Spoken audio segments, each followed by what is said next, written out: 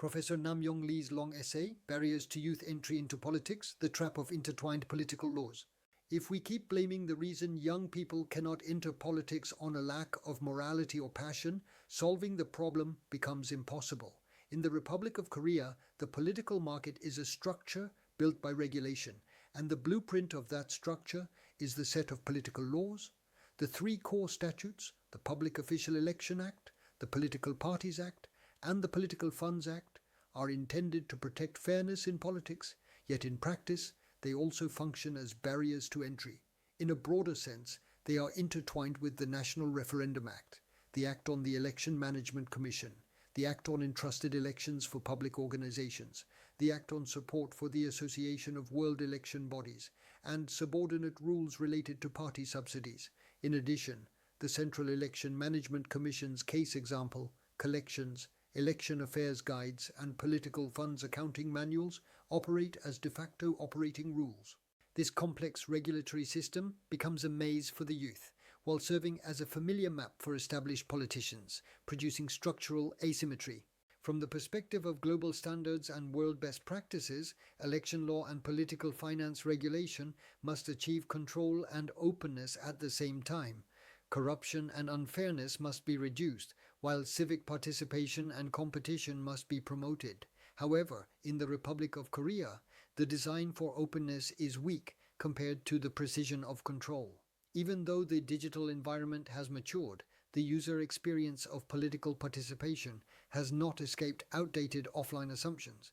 In a country where internet usage exceeds the 90% range and household internet access is effectively near 100%, the failure to redesign election administration on a digital basis is a structural failure. Young people live online, yet election administration remains trapped in a world of paper, in-person visits, and interpretive ambiguity. From an FEA perspective, politics is a massive public service. The people are both customers and sovereigns. Political parties are policy suppliers and talent selection institutions. The Election Commission is both a regulator and a service operator, and candidates are project executors. In this system, statutes are not merely rules, they are the operational process itself. When the work is complex, new entrants cannot enter easily, and the resulting cost directly leads to market closure.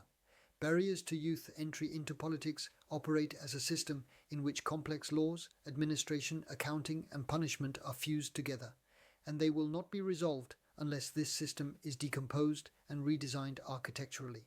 This is the distortion of the stakeholder map and relationships. The key stakeholders in youth politics include young candidates and prospective candidates, party nominating authorities and local party organizations, election commissions and investigative and judicial institutions, donors and volunteers, media and platforms, and voters. The relationships among them should originally be designed as a balance of competition and oversight, participation and responsibility. In reality, however, interpretive authority over rules and access to information are concentrated in regulatory institutions and party organizations. Young people bear a risk premium from the very starting line, uncertainty in laws and procedures. As a result, they become trapped in a state where they calculate the possibility of legal violations before they advance policies and visions. Political laws are operated through a method that tightly specifies conduct. This method is advantageous for preventing illegality, but disadvantageous for making legality easy. What young people fear most is the condition of thinking, I want to do it, but I cannot because it might become a violation. From a relational viewpoint, this is not merely a legal issue, it is a power structure created by information asymmetry. Some people read the case example collections and still cannot gain confidence, while others move forward knowing the safe boundary through practical experience.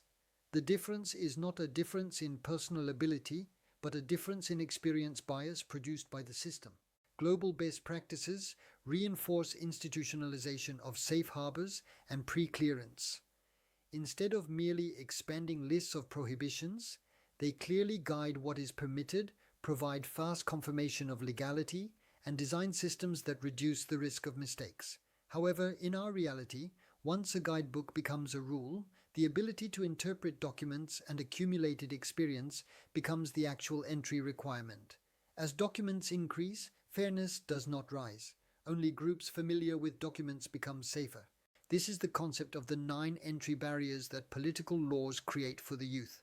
The first barrier is the overcrowding of the legal system and the difficulty of terminology. It is a mistake to think understanding only the Public Official Election Act, the Political Parties Act, and the Political Funds Act is sufficient. Once the entrusted election law, subordinate subsidy rules, election commission rules, and case collections and accounting practice are added, the learning burden grows exponentially. Young people are not lawyers or accountants, but practitioners, yet the system demands exam-like study from the starting line. The more ambiguous the boundary between election campaigning and political activity, the more young people intensify self-censorship. The result is silence and withdrawal. The second barrier is communication suppression created by a conduct regulation-centered structure. In the online era, elections are a competition of messages, yet regulations remain designed around physical acts from the offline era, tightly prohibiting or restricting them. Young people operate mainly on social media, but boundaries among posts, links, sharing, donation requests, and event notices become unstable and frightening. If it is unclear whether content voluntarily created by supporters may be treated as a candidate's election campaigning, young people avoid organizing supporters altogether. This directly weakens competitiveness. The third barrier is the upfront burden created by the cost structure, deposits, and campaign expenses. Elections are legally equal, but economically they are a market of upfront investment.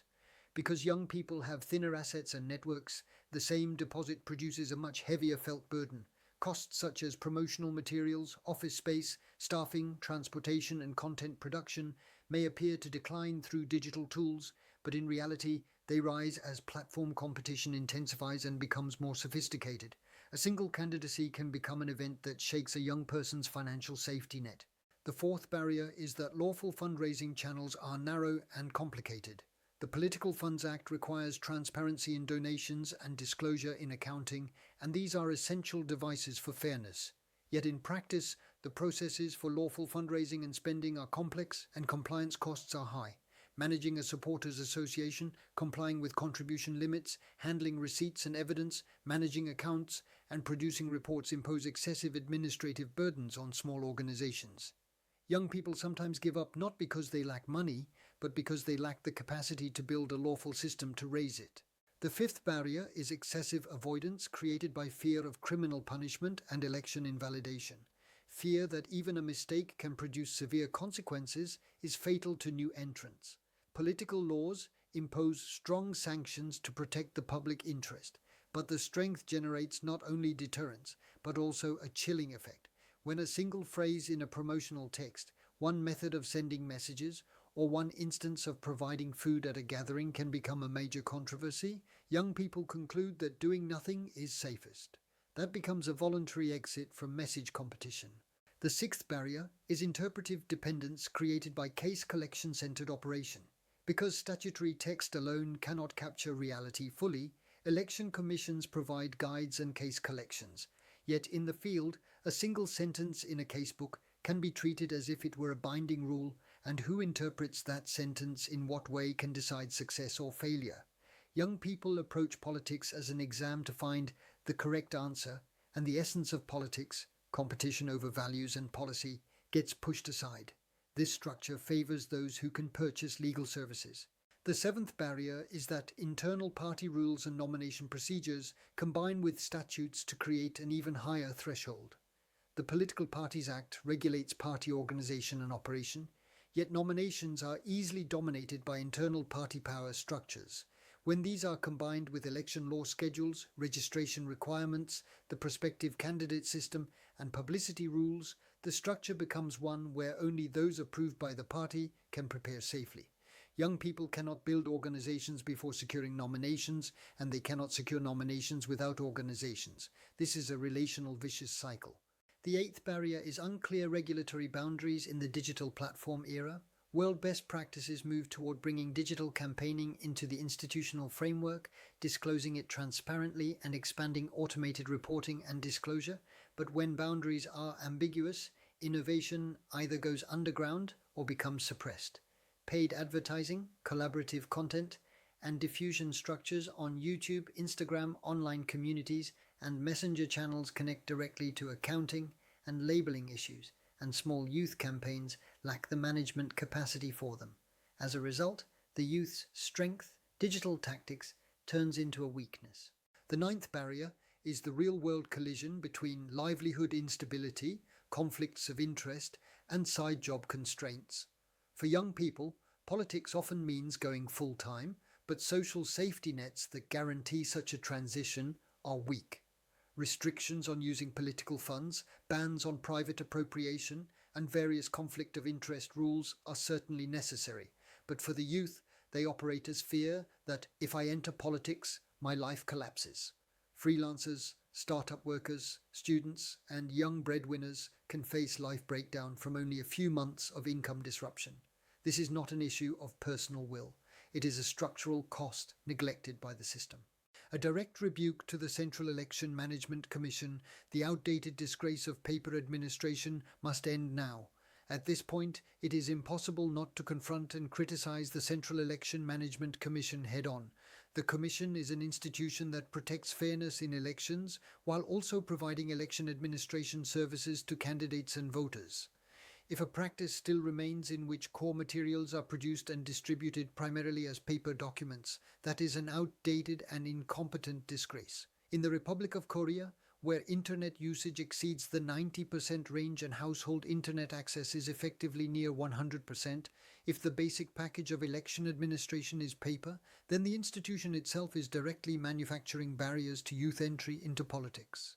Young people live in an era where information is obtained with a single click, yet election administration remains stuck in a mode that prints and distributes booklets and forces interpretation. The Republic of Korea is a country with digital capabilities strong enough to be classified among the world's top tier in international e-government assessments. Therefore, what must be done is not to make guidebooks thicker, but to make a system in which guidebooks are unnecessary. A method that piles up laws, case collections, and accounting practice as documents solidifies a structure that benefits only those with experience, while shifting fear and costs onto new entrants. If fairness is truly being protected, then accessibility, the first step of fairness, must be guaranteed. Election management and election affairs services must be transformed into AI-based digital services, and this is not an option, it is an obligation. Q&A must be automated through a searchable rules database and a case-based knowledge graph. Reporting, filing, and evidence submission must be integrated into an electronic workflow, and accounting must prevent mistakes at the source through standard templates and automated validation. When a candidate inputs what they intend to do, the required procedures, permitted scope, prohibited zones, and expected risks must be guided in real time. The remnants of paper are not merely inconvenience. They are a breach of fairness and a technological form of youth exclusion. The Commission is a public service institution before it is a regulatory institution, and if it fails to innovate services, fairness collapses with it. Consider the warnings and opportunities shown by domestic and international statistics. Low youth political participation leads directly to a democracy quality problem. When participation is low, representation is low. When representation is low, policy aligns with established interests. Then young people move even farther away. In a country with a mature digital environment, low youth participation is reasonably interpreted not as apathy, but as a signal that institutional design is outdated. When a structure repeatedly appears in which youth turnout is lower than the overall average, youth policy falls in priority during elections. Without lowering the cost of participation, representation will not rise. Elections are increasingly becoming battles of data and technology. Campaigns are complex systems that combine project management, customer relationship management, content production, performance marketing, legal compliance, and accounting control. Established politicians possess accumulated organizational and experiential assets, while young people possess digital sensibility as an asset. But if the regulatory system and the Commission's services make it difficult to use digital assets lawfully, young people lose the space to deploy their strengths. Ultimately, the political market loses innovation and becomes locked into a direction where only costs rise. Fairness must not block competition, it must enable competition. These are systematic, scientific, statistical, engineering, and managerial prescriptions. The first prescription is to redesign laws and guidance as a service. If the Commission's guides and case collections exist, they must be converted from documents into digital workflows. When a candidate selects an activity type, the lawful scope and the required filings, reports, and evidence must be generated automatically as a checklist, standard forms must be linked, and risk zones must be flagged. This is not deregulation, it is compliance automation. From an FEA perspective, this is administrative engineering that standardizes regulatory work into electronic processes. The second prescription is to expand pre-clearance and safe harbors. When planning new digital campaigning, there must be a channel for confirming legality in advance rather than facing punishment afterward. For a defined range of minor mistakes, mechanisms must exist to reduce excessive consequences by reflecting intent and voluntary correction. World best practices lower the compliance threshold while strengthening transparency and disclosure. The system must not push people to hide.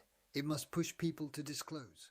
The third prescription is to reduce administrative burdens on small campaigns while maintaining political funds transparency. A political funds structure centered on small amount donations is the healthiest market structure for the youth, but the problem is the cost of accounting and reporting. Tools such as standard accounting templates, automated evidence collection, card and account linkage, real-time balance and limit alerts, and automatic report generation must be provided as a public standard. When transparency is strengthened while compliance costs are reduced, the path to lawful fundraising and spending opens. The Commission must not focus on strengthening punishment. It must provide systems that make mistakes impossible. This is the FEA-based execution roadmap and performance indicators. Removing barriers to youth entry into politics must be managed not as a slogan but as an architecture. From an FEA viewpoint, this agenda intertwines multiple domains such as governance, law enforcement, financial management, digital services, and human resources. Therefore, it cannot be solved by a single amendment, and process standardization and data standardization must proceed together. The Commission, political parties, local governments, educational institutions, and civil society must define their roles and unify interface standards. Without interface standards, accountability disperses and results evaporate. Performance metrics must be explicit. Core indicators include increases in the number of young candidates, increases in prospective youth candidate registrations, reductions in violation cases, shorter pre-clearance processing times, reduced error rates in political funds reporting, completion rates of training, and transparency metrics for digital campaigning. In particular, the average compliance cost for a young person to run a lawful campaign must be quantified and reduced year by year. The true reform is to lower costs while raising transparency. That is a statistical approach and a managerial approach. This is the conclusion for honest citizens and the duty of the state toward the youth if the Republic of Korea is to become a country where honest citizens do not suffer losses. Honest young people must be able to enter politics. Politics without the youth is an industry without a future, and an industry without a future ultimately collapses in the present as well. Political laws are a shield that protects fairness, but they must not become a wall that blocks participation. The way to tear down that wall is not disorder, but more precise system design. The duty of the state is not to weaken the law, but to make the law understandable and achievable for everyone. The barriers to youth entry into politics can be summarized into 9 points. Overcrowded legal structures and difficult terminology, chilling effects from conduct-centered regulation, burdens from deposits and upfront campaign costs, complex lawful fundraising pathways, excessive avoidance driven by punishment risk, interpretive dependence on case collections, heightened thresholds created by the combination of party procedures and statutes, unclear boundaries in digital regulation, and real-world collisions involving livelihood instability and conflicts of interest. Each barrier may look like a detail of a rule when viewed alone, but together they form a structural force that pushes young people out. If the structure is not changed, telling young people to work harder becomes an irresponsible lecture. The original purpose of political laws is fairness. Fairness begins not with the severity of punishment, but with equal opportunity. The Republic of Korea must now evolve into a system that achieves control and openness simultaneously, aligned with global standards and world best practices. In particular, the Central Election Management Commission must abandon the inertia of paper administration and redesign election administration as AI-based digital services. Only then will honest young people no longer fear legality, and honest citizens will truly experience the benefits of liberal democracy, equal opportunity, fair competition, and open contest. Please help the young people of our society who have neither dreams nor hope. Thank you for watching Professor Nam-Yong Lee's long essay.